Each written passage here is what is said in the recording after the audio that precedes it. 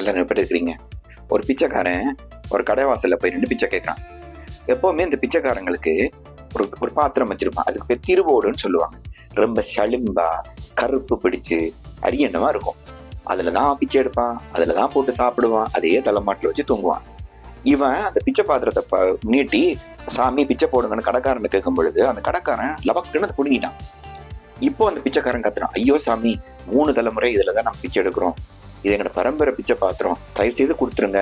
இது எங்கட தாத்தா பிச்சை எடுத்து அப்பாட்ட கொடுத்து, அப்பா பிச்சை எடுத்து என்கிட்ட கொடுத்தது, நானும் இதுலதான் பிச்சை எடுத்து என் பிள்ளைய கொடுக்கணும்னு சொல்றான். ஆனா அந்த கடைக்காரன் என்ன செய்யறான் தெரியுமா? சின்ன கத்தி எடுத்து மழைன்னு அந்த பிச்சை பாத்திரத்தை சுரண்ட தொடங்கிட்டான். ஒரு 15 நிமிஷம் இருக்கும். சுரண்டி முடிஞ்சோடனே அந்த பிச்சை பாத்திரத்தை இப்ப அந்த கடைக்காரன் அந்த பிச்சைக்காரனை கொடுக்குறான். எப்படின்னு தெரியுமா? தங்கத்தாலான திருவோடு. அவன் சொன்னான், அட பாவியலா, 3 தலைமுறையா இது எவ்வளவு பெரிய பொக்கிஷம்னு தெரியாம இதை வச்சு பிச்சையாடா எடுக்கிறீங்க சொல்லி திட்டிருக்கான். உண்மையில இந்த கதையில வர பிச்சைக்காரன் வேற யாரும் இல்லைங்க. வாழ்க்கையில முன்னேறாம செத்து போறோமே எங்களை போல ஆக்கள், அவங்கதான். இந்த வாழ்க்கை தான் ஆண்டவன் கொடுத்த அந்த திருவோடு. இதுக்கு மேல செழும்பு இருக்குல்ல, அதான் எங்களோட அறியாமை.